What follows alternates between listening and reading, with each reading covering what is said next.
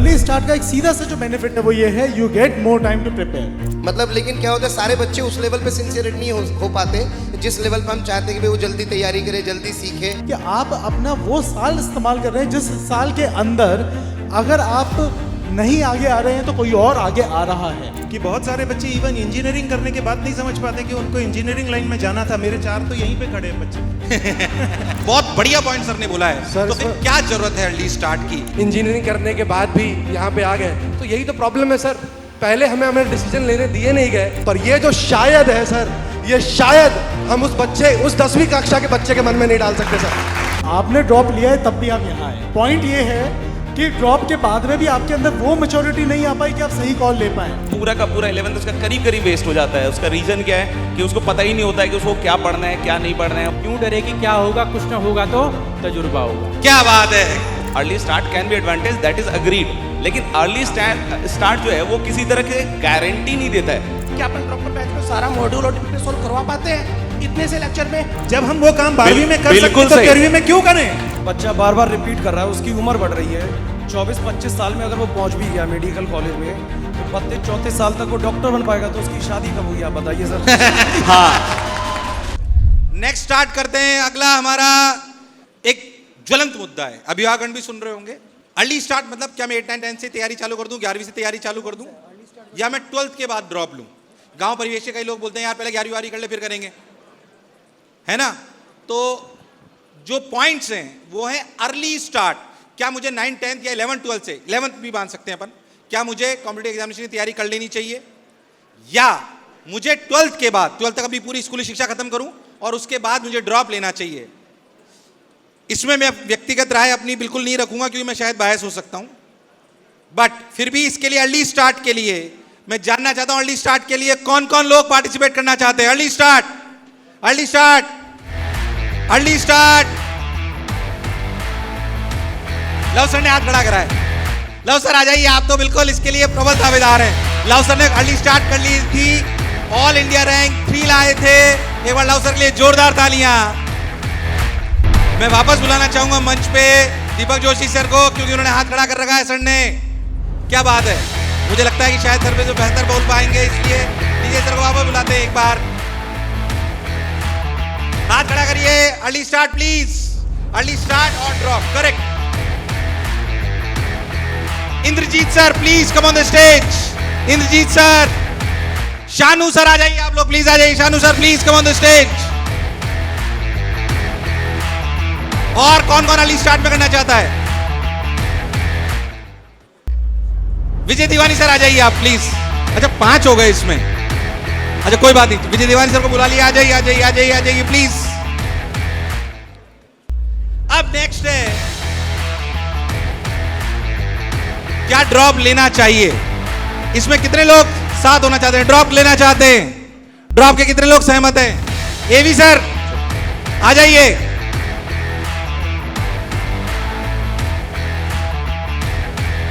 Akshay Jain sir आ जाइए, आ जाइए अक्षय जैन सर। और कितने लोग ड्रॉप पे लाना चाहते हैं? अमरनाथ सर को बुला लेते हैं, आ जाइए अमरनाथ सर। सर आपने ड्रॉप लिया था नहीं लिया था? लिया था, लिया। आ जाओ। सूर्यवान सर आ जाइए। अरे क्या बात है, बहुत जोरदार, एक बार जोरदार तालियां। तगड़ी टीम, तो टीम तगड़ी हो गई है। अर्ली स्टार्ट वर्सेस ड्रॉप कि क्या 11वीं से तैयारी चालू कर देनी चाहिए, 9th से तैयारी चालू कर दीजिए? जितने अभिभावक सुन रहे हैं मैं आपको फिर बता रहा हूं, कुछ स्क्रिप्टेड नहीं है, जो इनके मन में विचार है वो सब रख रहे हैं। शिक्षा का महा उत्सव है जिसपे ज्ञानवर्धन हो रहा है, एक फेयर डिबेट हो रही है। व्यक्तिगत विचारों में मतभेद हो सकता है, यहाँ पे जो लोग खड़े हैं इनमें इनके किसी विचारों में मतभेद हो सकता है, पर मोशन के किसी भी एक भी आदमी में मनभेद नहीं है। मतभेद हो सकता है किसी विचार को लेकर, पर मनभेद नहीं है। बस मन से एक ही आवाज है कि शिक्षा के स्तर को बढ़ाना है, हर बच्चे को सेलेक्ट कराना है। जो बच्चा पढ़ना चाहता है उसका सिलेक्शन होना चाहिए। सिर्फ टॉप रैंक्स की बात नहीं, हर वो बच्चा जो मेहनत करता है, कर्मठ है, उसको उसके उच्चतम शिखर तक हमें पहुंचाना है। खैर, तो हम बात कर रहे हैं, इधर लव सर हैं, डीजे सर हैं, बहुत सारे हमारे मनोहर, विजय दीवानी सर, सभी लोग यहाँ पे खड़े हुए हैं, और अमरनाथ सर भी आ गए हैं, एवी सर भी आ गए हैं। सूर्यभान सर, आप सूर्यभान सर एक बार ऐसे दिखा दीजिए ताकि उधर वाले लोग डर जाएं। तो शुरुआत करते हैं सर। आप लोगों ने चुन रखा है, आप लोगों में से कौन दो बोलेंगे? अच्छा, चुन रखा है आप लोगों ने, दो ने, आपने भी चुन रखा है सर। तो मेरे हिसाब से अर्ली स्टार्ट में सबसे पहले लव सर से ही स्टार्ट करते हैं, क्योंकि लव सर जो है वो, जो नहीं जानते फिर बता दूं, ऑल इंडिया रैंक 3, जब जिस साल मैंने IIT दी थी उस साल आपने भी IIT दी थी। तो हम दोनों में एक बात कॉमन है, इनकी रैंक 3 है, मेरी 3000 है। तो कोई बात नहीं, ठीक है, इट्स ओके। पर ये समानता थी, थोड़े मैंने जीरो ज़्यादा बढ़ा लिए, बट ठीक है, चलता है। खैर, क्योंकि मैंने अर्ली स्टार्ट नहीं करी थी, मैं थोड़ा बदमाश किस्म का बच्चा था, बट सर बहुत सिंसियर किस्म के बच्चे थे। तो सर, आप अर्ली स्टार्ट के बारे में अपने 30 सेकंड में क्या कहना चाहते हैं? आप अपने वैलिड पॉइंट्स रखिए। मेरे लिए बहुत गर्व की बात है कि ये भी मेरे स्टूडेंट हैं जो मेरे साथ हैं, और वहाँ पे वो दोनों अक्षयजन और सूर्यभान, वो दोनों भी मेरे स्टूडेंट हैं जो मेरे अगेंस्ट हैं। और मैं भी सर का स्टूडेंट हूँ। क्या बात है, तो जो एक गुरु के सामने हम 4 स्टूडेंट खड़े हैं। बट सुनो, आपको घबराना नहीं है, ऐसा नहीं गुरुजी ने बोल दिया, हाँ उन्हीं के स्टूडेंट है, कैसे घबराएंगे, क्या बात है। तो सर आपके 4 जो है शिष्य यहाँ पे खड़े हुए हैं, बट आपने हमें सिखाया है कि अपनी बात पूरे कर्तव्य निष्ठा के साथ रखनी चाहिए। और जैसा कि हमने कहा कि मतभेद हो सकते हैं अपने बात रखने के लिए, बट मनभेद नहीं है। तो स्टार्ट करते हैं लव सर से। बहुत सुंदर।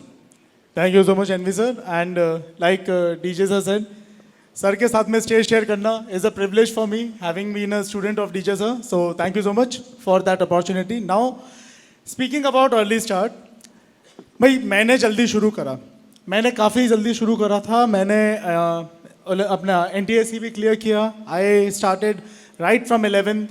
11वीं में मैंने अच्छे से तैयारी करी, 12वीं में से मैंने अच्छे से तैयारी करी, and I immediately got selected.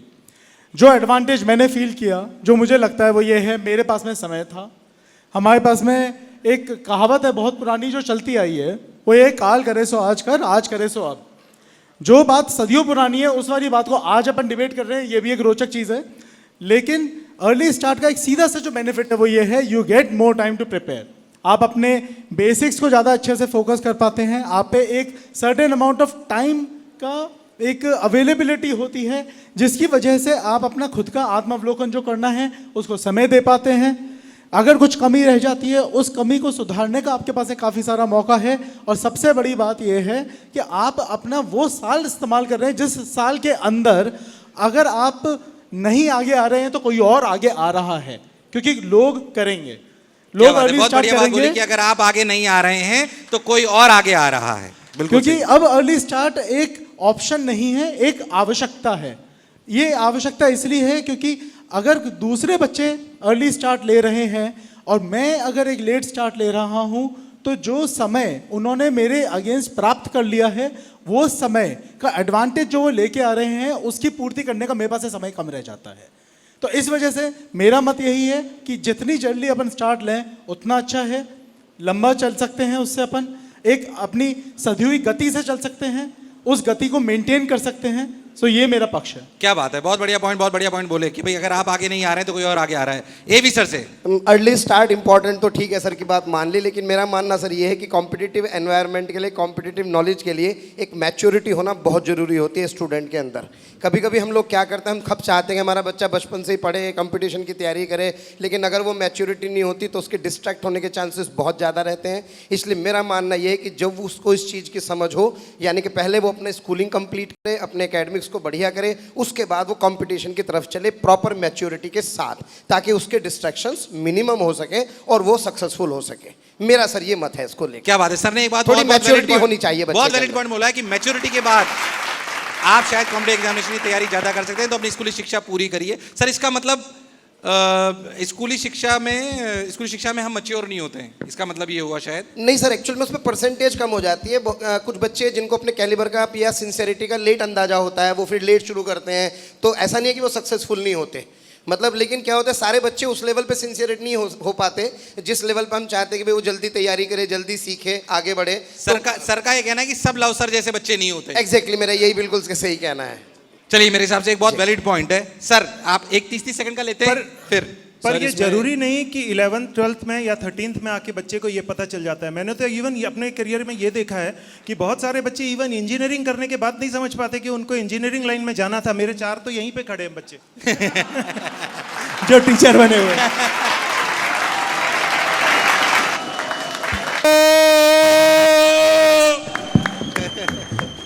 Sir एक बात बोलना चाहूंगा कि आईआईटीएन बनने की सबसे अच्छी बात यही है कि जो करना चाहे सर वो आपने कर भी सकते आईआईटी हैं। करी हुई है ना? बिल्कुल कहाँ सर। से करी हुई है सर? बॉम्बे से। आईआईटी बॉम्बे से करी हुई है आपने। एक बार जोरदार तालियां बजा दीजिए। तो जो हम करना चाहते हैं आईआईटीएन हर किसी फील्ड में अच्छी तरीके से जा सकते हैं और अच्छी एक्सपेक्टेशंस को फॉलो भी करते हैं और रिजल्ट्स भी निकाल के देते हैं। तो आपने ड्रॉप लिया था सर? हाँ जी सर, बिल्कुल। अब इसमें एक और बात बताना चाहता हूँ कि आज की दुनिया में जहाँ पे इतनी तेजी से प्रोग्रेस हो रही है, competition has become an integral part of our lives. आज भी it is a sad reality कि जितने पेरेंट्स हैं, जितने स्टूडेंट्स हैं, उनको अवेयरनेस ही नहीं है कि आईआईटी जेई नाम का या एनटीए नाम की कोई अथॉरिटी है जो इन एग्जाम्स को कंडक्ट करवाती है। जब तक बच्चा 11th में है, 12th में है, जब तक बच्चा इन एग्जाम्स को देता है, हमारे टच में आता है, तब तक काफ़ी समय बीत चुका होता है। तो इंडियन अथॉरिटीज़ ने ये वादा किया है कि वो 12th के बाद भी 1 साल या 2 साल तक, या नीट के केस में मल्टीपल ईयर्स तक हमें चांस दिया जाता है। तो हमें लगता है कि ड्रॉप लेना is something that is a good thing for the students, and early education, early quality education has now become a privilege जो हर किसी को नहीं मिलती है। सर ने बहुत वैलिड पॉइंट बोला कि जब गवर्नमेंट कह रही है पहले आप अपनी स्कूली शिक्षा पूरी करिए, उसके बाद हम कॉम्पिटिटिव एग्जामिनेशन के लिए आपको 1 साल 2 साल 3 साल का समय दे रहे हैं, तो आप अपनी स्कूली शिक्षा पूरी कर ड्रॉप ईयर लीजिए, हम उसको आपका समय दे रहे हैं। सर बहुत बढ़िया पॉइंट सर ने बोला है। तो फिर क्या जरूरत है अर्ली स्टार्ट की? ये मेरे हिसाब से अपने मन में प्रश्न यहाँ उठता है। 2 पॉइंट है जिनको मैं एड्रेस करना चाहूंगा। एक पॉइंट है जो मैच्योरिटी को माइक लेके, और होगा ना यहाँ पे? हाँ सॉरी। जो मैच्योरिटी को लेके एवी सर ने बोला था। मैच्योरिटी अगर अपन ये कल्पना कर रहे हैं कि अचानक से एक किसी क्लास को पूरा करते ही आ जाती है, वैसा नहीं है। मैच्योरिटी किसी भी एज पे आ सकती है। मैच्योरिटी एक माइंडसेट है, और ये वो माइंडसेट है जो शिक्षाविद प्रोवाइड कर सकता है।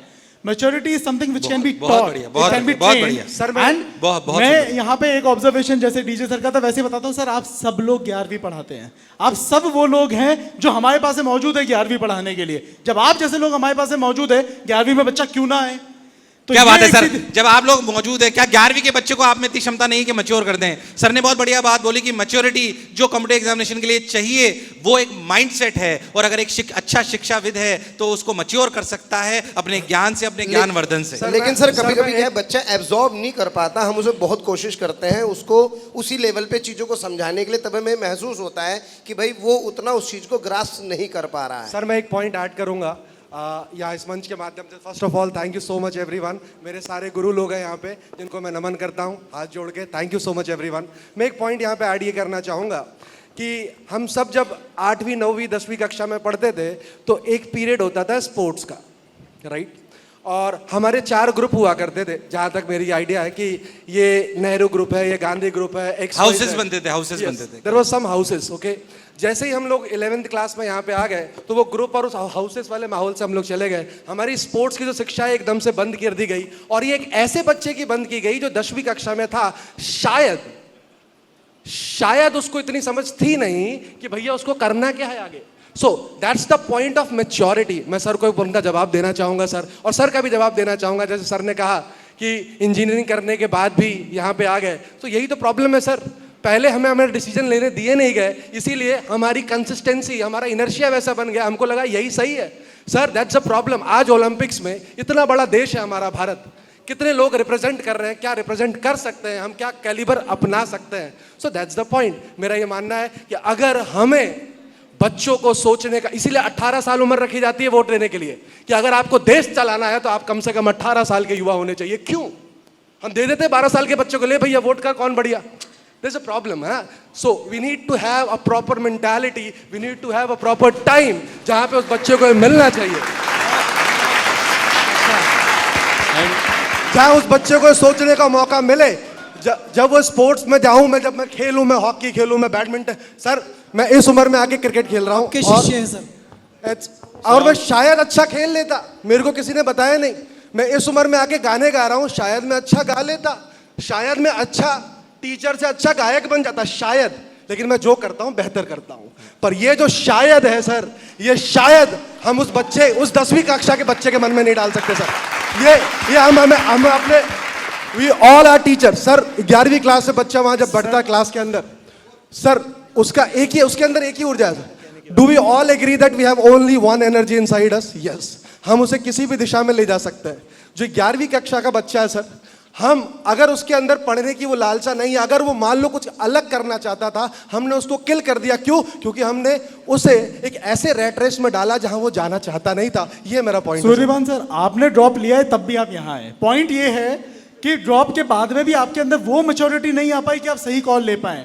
बिल्कुल, अगर आप totally agree, totally agree, totally agreed sir. जो सर के 4 शिष्य बिल्कुल सही कहा सर आपने, बिल्कुल। I am completely in favour of you. Sir के जो 4 शिष्य यहाँ पे हैं, उनमें से 3 वो हैं जो ड्रॉप लेके भी यहाँ पे है। तो जब 3 जने जो है मौजूद, मैं अकेला हूँ जो बिना ड्रॉप वाला यहाँ पे हूँ, अगर 3 लोग यहाँ पे ड्रॉप के बाद में भी मौजूद है और फिर भी वो बोल रहे हैं कि मैच्योरिटी की आवश्यकता होती है सही कॉल लेने के लिए, तो अपन को एक बार सोचना पड़ेगा कि क्या मैच्योरिटी की सही में कोई एज है। ये बिल्कुल है सर, बिल्कुल है। What is wrong in being here after taking a drop? यहाँ पे हम हमारी इच्छा से हैं, Yes, किसी definitely. दबाव में नहीं है। बिल्कुल सही बात है। दूसरी बात यह है सर कि जब 12th के बाद एक ही अटेम्प्ट बचता है तो हमें ये समझना चाहिए कि फियर है, it is a powerful motivator. And बहुत सी बार क्या होता है, I know that fear is a 2-edged sword, 2 धार वाली तलवार होती है, पर it is a powerful motivator also. बच्चे जब 11th-12th में होते हैं, रिलेटिवली थोड़ा सा ज़्यादा बालकपन उनमें होता है, बट जब उन्हें रियलिटी चेक मिलता है, इकट्ठा वो आके एक साथ प्रिपरेशन करते हैं और उन्हें पता चलता है कि बस एक ही अटेम्प्ट मेरे पास बच रहा है, तब उनकी मैच्योरिटी मे बी कैसे भी है, चाहे अंदर से आए या टीचर उनको रियलाइज़ कराए, बट मैच्योरिटी आ रही है, वो ज़्यादा ज़रूरी है। तो मुझे लगता है कि ड्रॉप ईयर में वो मैच्योरिटी होती है, जैसा एवी सर ने शुरू में बोला था, बच्चा एक्सपीरियंस होता है, उन्हीं चीज़ों को वापस पढ़ता है तो थोड़ा कंफर्टेबल फील भी करता है। एंड जो मेजॉरिटी अगर हम देखेंगे, मेजॉरिटी सिलेक्शन जो होते हैं वो हमेशा ड्रॉपर्स के ज़्यादा रहे हैं। एंड सर बहुत बढ़िया, बहुत सुंदर, बहुत बहुत। रैंक तो आ सकती है अमरनाथ सर आज से, कुछ बोल नहीं रहे। लेकिन सिलेक्शन तो ड्रॉपर से ही होते हैं। हाँ, तो बिल्कुल सही बात है सर कि मैंने भी ड्रॉप लिया था अपनी पढ़ाई में, और सबसे बड़ा रीज़न मेरे को यही समझ में आता है कि ड्रॉप ईयर में प्रिपरेशन करने का कि 11th-12th में आपकी एक बेसिक स्कूलिंग या बेसिक समझ जो है फिजिक्स, केमिस्ट्री, मैथ्स के बारे में होना बहुत इंपॉर्टेंट है। आज जैसे बच्चा क्लास 11th में आता है, 11th में आने के बाद क्या करता है कि पूरा का पूरा 11th उसका करीब करीब वेस्ट हो जाता है। उसका रीज़न क्या है कि उसको पता ही नहीं होता है कि उसको क्या पढ़ना है, क्या नहीं पढ़ना है। वो अच्छे टीचरों के साथ भी रहकर वो जुनून डेवलप नहीं कर पाता है। और ऐसे 1-2 बच्चे नहीं है, ऐसे बहुत सारे बच्चे हैं जो इस तरीके के हैं। लव सर का एग्जांपल ऑफ कोर्स एक्सेप्शनल हो सकता है, लेकिन मेजॉरिटी की अगर हम बात करें तो कहीं ना कहीं उन सारे बच्चों के लिए मेरा प्रेफरेंस यही रहेगा कि ड्रॉप ईयर में जब जाते हैं ना, तो उनको एक थोड़ा सा दिमाग में रहता है कि अब मुझे इस साल में क्या क्या करना है, किन टीचरों से पढ़ना है, एवरीथिंग जो उनके रिसोर्सेज हो सकते हैं पढ़ने के लिए और अच्छा रिजल्ट लाने के लिए, वो सब उनके बैक ऑफ द माइंड में काम करते हैं। और उस वजह से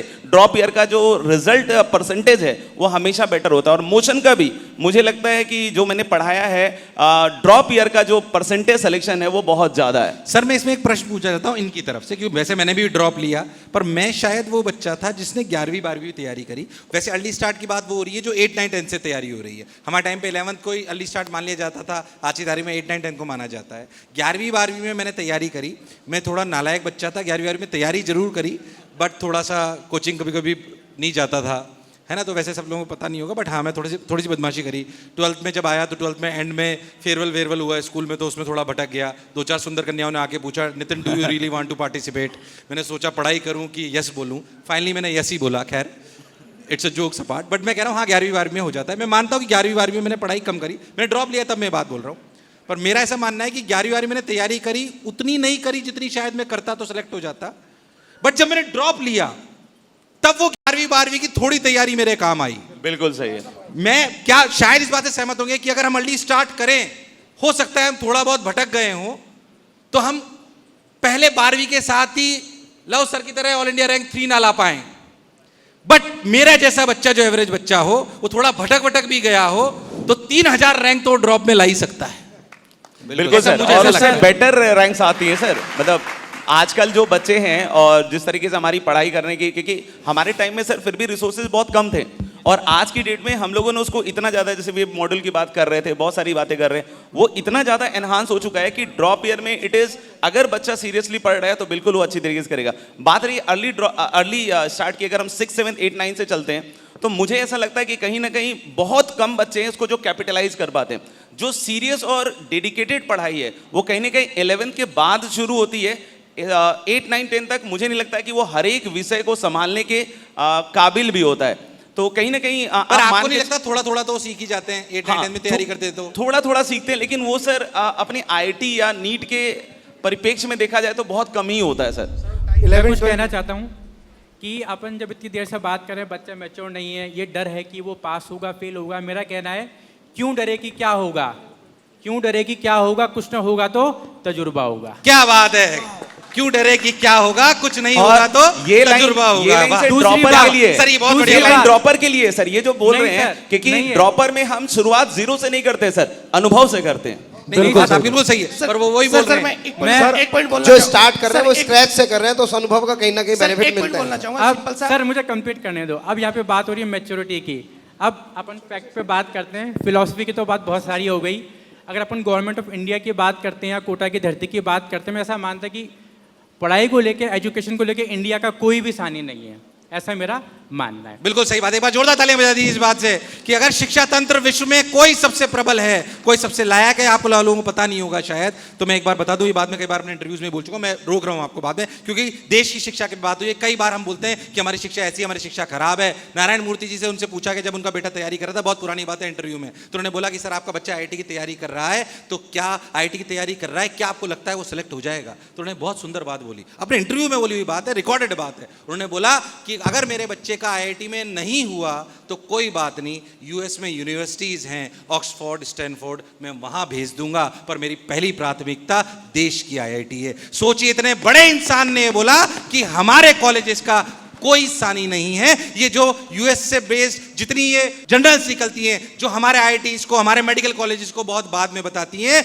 अगर वो बहुत बाद में बताती हैं, सब कुछ पैसे से ड्रिवन है, क्योंकि वो वहीं से उनकी जितनी भी रैंकिंग आती है सब वहीं से आती है। अगर ऐसा नहीं होता तो हमारे देश के 36% आईआईटीएंस और डॉक्टर्स नासा में दिखाई नहीं देते आपको। क्यों हमारे डॉक्टर्स को बाहर बुलाया जाता है, क्यों हमारा मेडिकल टूरिज्म बढ़ रहा है? इसलिए अगर विश्व में कोई सबसे अच्छी शिक्षा प्रणाली है, मैं मानता हूं कि इसमें कमी है और उसको सुधारने की तैयारी हमने कर रखी है, और हम उसको सुधार के बताएंगे कि विश्व में अगर कहीं शिक्षा दिखाई देती है तो वो हमारे भारत में दिखाई देती है, और उसका प्रारंभ भी हम बनेंगे। मैं आशा करता हूं आप सभी लोग इस मुहिम में हमारा साथ जरूर दोगे। हो सकता है मैं भावुक हो गया हूं, पर जब देश की शिक्षा की बात आती है तो ये कहना बहुत आवश्यक है। आप Yes, अपनी sir. बात को सर मेरी बात कंप्लीट नहीं एक हुई। पॉइंट और ऐड करूंगा मेरी बात सर। कंप्लीट नहीं हुई। One sir, more sir, point. Suryavansh sir, मेरी बात अभी कंप्लीट नहीं। फिलॉसफी की बात करते हैं, फैक्ट की बात करते हैं।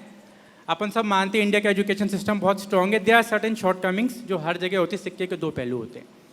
अब मेरा आपसे एक सवाल है कि पहले 10th में मैथ्स का एक पेपर हुआ करता था अपने टाइम पे, लेकिन अब 2 पेपर हो गए, बेसिक और स्टैंडर्ड। क्यों? देखिए सर ने सवाल पूछा कि 10th हाँ। में 2 पेपर हो गए, बेसिक और उसके लिए भी स्टैंडर्ड, सर, क्यों? हाँ। क्यों? जवाब देता हूं सर।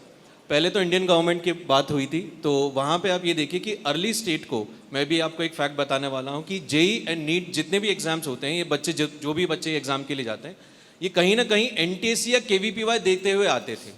अब आप मुझे बताइए, क्या एनटीएससी केवीपीवाई गवर्नमेंट ने बंद कर दिए हैं?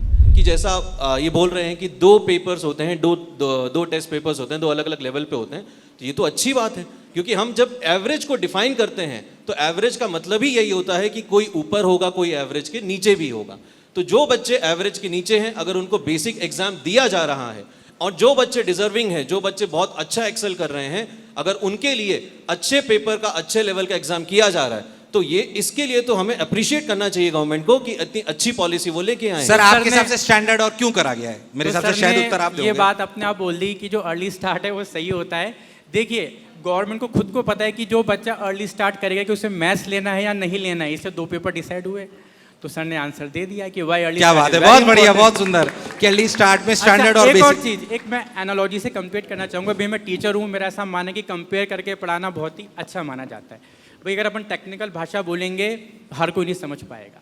आज सर अपन जो भी कमाते हैं, मैं फॉर एग्जांपल मैं एग्जांपल लेता हूँ, मैं यहाँ पे 30,000 रुपीज़ कमाता हूँ, तो मैं उसमें से कुछ सेविंग करता हूँ, सभी करते हैं। क्यों करते हैं saving? It's the early start for the future. क्या बात है सर, ये जो अर्ली स्टार्ट है ना, अपने जीन्स के अंदर ऑलरेडी बिल्ट इन है सर।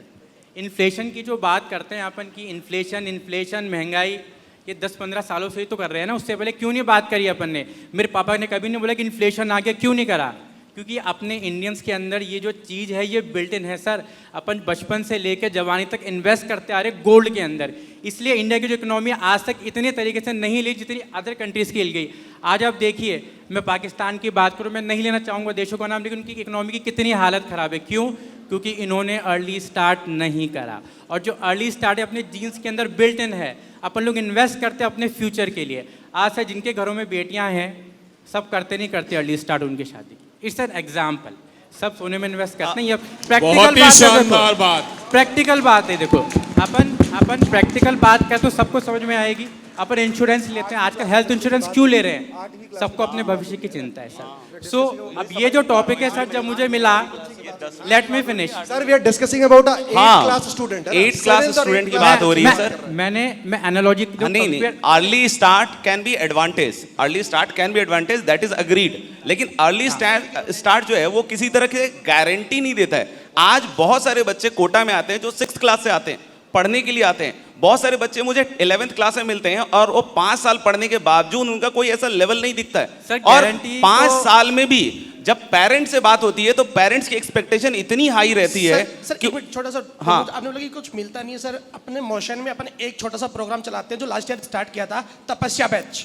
इन्होंने ऐसा नहीं बोला मिलता नहीं है। नहीं इन्होंने बोला मैं ओवरऑल बात कर रहा हूँ। मैं अभी ओवरऑल बात कर रहा हूँ कि जो बच्चे अर्ली स्टार्ट कर रहे हैं इसकी कोई गारंटी नहीं है कि बहुत अच्छा करके जाएंगे। हाँ, कुछ बच्चे ऐसे हैं सर, गारंटी जो सर ड्रॉप के बाद भी नहीं है। Dropper batch guarantee early start के 2-3 छोटे से एग्जांपल सर। नहीं, मैं छोटा फिर सा से वही छोटा सा मेरा हाँ, बोल लीजिए, आप बोलिए। एवरेज बच्चा है, उनको कोई टॉपिक समझाना है। अपन ड्रॉपर बैच में सिंपल क्वाड्रेटिक का एग्जांपल लेते हैं। ड्रॉपर बैच में 6 से 7 लेक्चर में कंप्लीट कराते हैं। वही अर्ली स्टार्ट यदि 11th और 12th में करवाना होगा तो उसी चैप्टर को अपन 15 लेक्चर देंगे।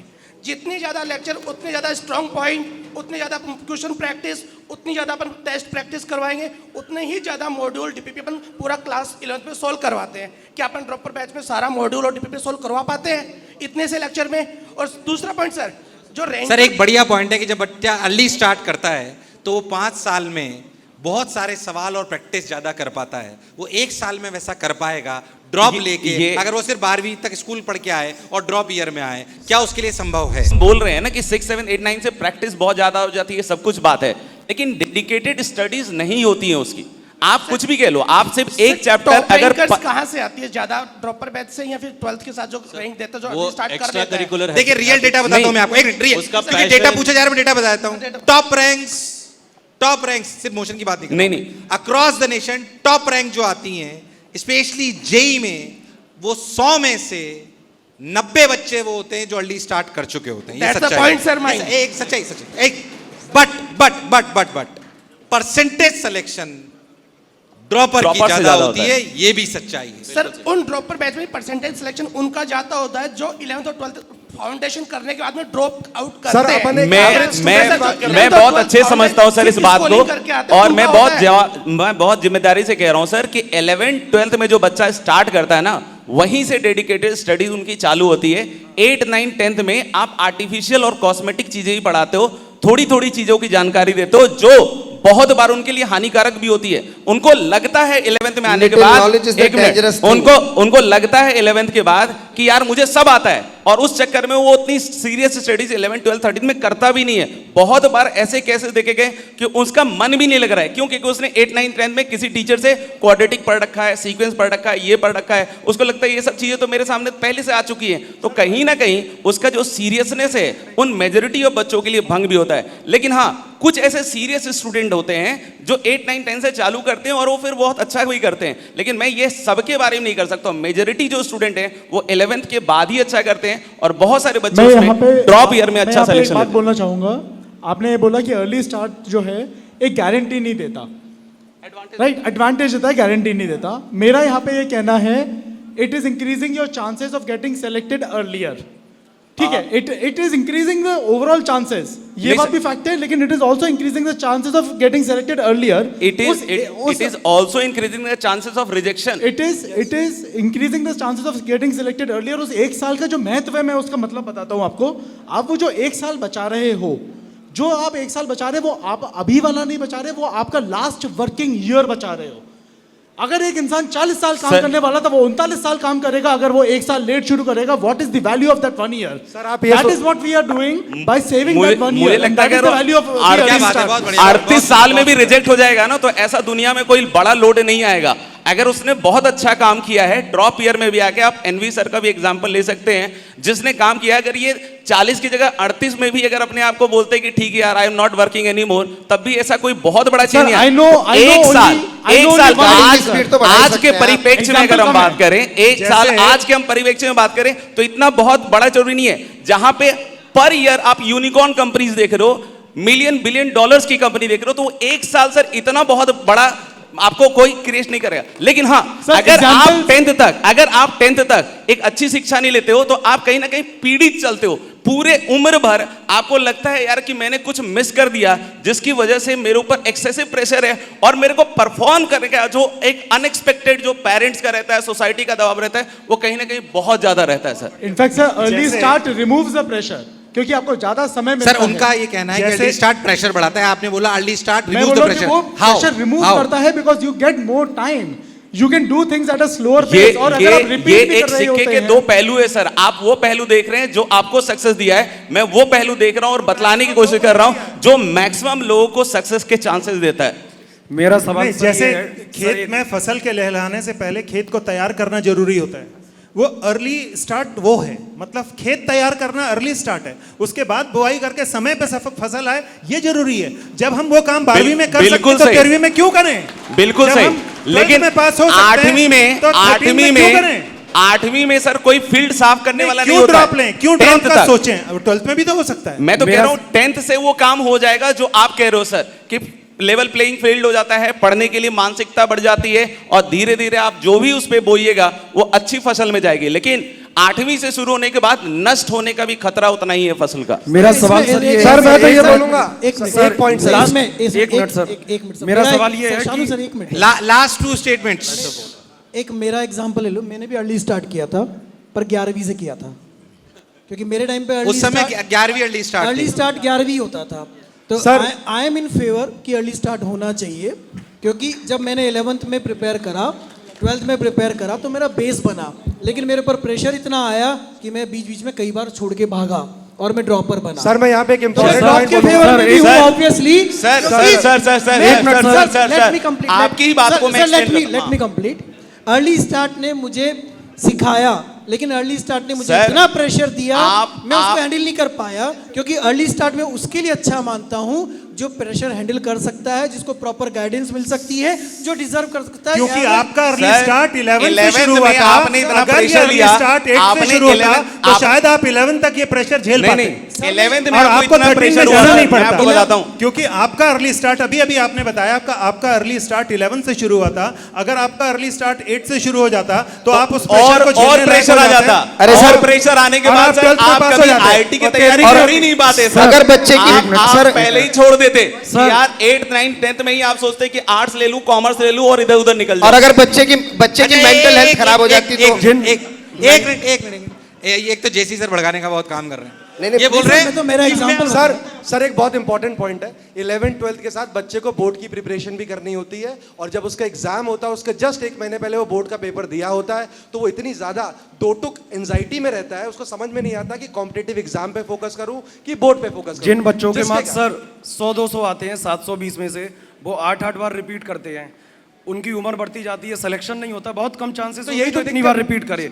अब आप एक बात बताइए, बच्चा बार बार रिपीट कर रहा है, उसकी उम्र बढ़ रही है, 24-25 साल में अगर वो पहुंच भी गया मेडिकल कॉलेज में, तो 32-34 साल तक वो डॉक्टर बन पाएगा, तो उसकी शादी कब होगी आप बताइए सर। हाँ सर, ब्याह होना बहुत इंपॉर्टेंट है, वो जरूरी मुद्दा शादी तक का था। देखो ब्याह वाला शादी हो गई, मैं एग्री करता हूँ। आपकी शादी हो गई, कितनी उम्र में हुई थी?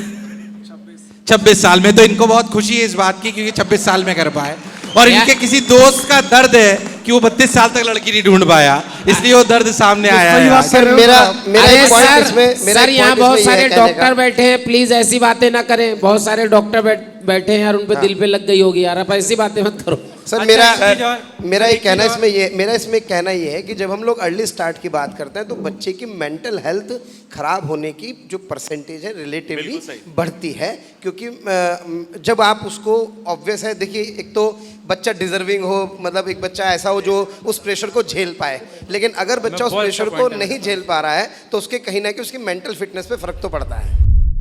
तो कंक्लूड करते हैं, मैं अपना कंक्लूजन रखता हूं, अगर आप सहमत हो तो बताइएगा।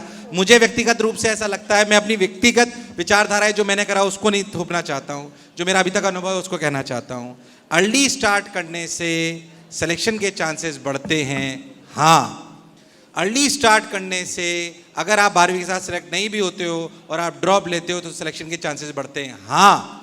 पर क्या अर्ली स्टार्ट करने से बच्चे पे थोड़ा प्रेशर बढ़ता है?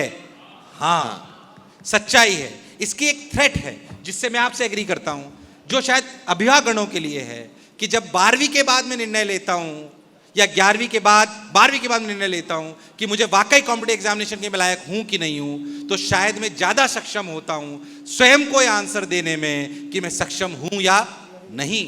पर जब मैं वही तैयारी 8वीं या 9वीं के बच्चे से अपेक्षा करता हूं और उससे पूछता हूं कि क्या तुम 11वीं 12वीं के बाद इंजीनियर डॉक्टर बनने के लायक हो, तो उस समय उससे मैच्योरिटी एक्सपेक्ट करना शायद मुश्किल है। तो decision of wrong track, if we start in early stage, wrong होने के चांसेस थोड़े से ज्यादा हैं।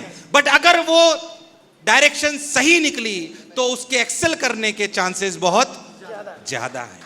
तो मेरा ये मानना है व्यक्तिगत रूप से कि 8वीं में बच्चे को क्या बनना है उसमें थोपा ना जाए पेरेंट्स द्वारा, सही में उसकी क्षमताओं को देखकर, उसकी रुचि को देखकर सही निर्णय लिया जाए। अगर आपने 8वीं में ये बीज सही रूप से सही दिशा में बो दिया तो उसके सफल होने के चांसेस ज्यादा होंगे, और वो अगर सफल होगा तो अर्ली स्टार्ट करता है या ड्रॉप लेता है ये सब नगण्य हो जाएगा और वो जीवन में सफल होकर मानव सेवा को प्राथमिकता देगा और वो जरूर कुछ न कुछ बनेगा। मेरे हिसाब से कुछ अच्छे पॉइंट से कुछ खराब पॉइंट से ये निर्णय जो कंक्लूजन मैं देना चाहता हूं वो ये है कि ये उनकी मनस्थिति भी बहुत इंपॉर्टेंट है, जो पेरेंट्स हमें सुन रहे हैं, जो देख रहे हैं कि क्या आप अपना निर्णय, अपने सपनों का बोझ कहीं आप अपने बच्चों पे तो नहीं डालते कि क्यों मैं अगर आज ये सोच लूं या लव सर आज सोच ले इनके बेटे के लिए कि मैं 3 लाया था तू 1 लाए, तो शायद वो बहुत प्रेशर महसूस करेगा। बट ये सच्चाई है, हम अपने सपनों का बोझ अपने बच्चों पे नहीं डाल सकते। उनकी क्षमताओं को पहचानिए, उनकी क्षमताओं को पहचान के अगर आप अर्ली निर्णय ले सकते हैं तो लीजिए, और अगर आप द्वंद्व में हैं तो समय दीजिए। एनवी सर, एक लास्ट बात सर, एक लास्ट बात। हमने मेंटल हेल्थ की तो बात कर ली है, बट हमने फैमिली की फाइनेंशियल हेल्थ की बात नहीं की है। बिल्कुल सही बात है। अर्ली स्टेज पे जितना जल्दी आप शुरू करेंगे जेब उतनी ज़्यादा ढीली होगी। बिल्कुल होगी। एंड अगर ड्रॉप ईयर में बच्चा पूरे फोकस के साथ, बिकॉज 11th 12th में उसके पास बहुत सारे काम होते हैं करने के लिए, बोर्ड्स है, प्रैक्टिकल्स है, प्री बोर्ड्स है, उसके फिर जेई का एग्जाम भी लिखना है। बट ड्रॉप ईयर में उसका सोलली बस एक पर्पज होता है, 1 साल की उसको फीस देनी है, 1 साल का उसको खर्चा देना है। तो I think talking about financial health is also an important aspect. बिल्कुल एग्रीएबल पॉइंट है कि अर्ली स्टार्ट फाइनेंशियल, लेकिन आप जो कह रहे हो सर उसमें बात वही आ रही है सर, फाइनेंशियल की बात सर हुई। सर इसके बहुत सारे हैं अभी। ये वापस स्टार्ट हो गया है sir financial cost of opportunity online आप लोग जोरदार ताली एक बार।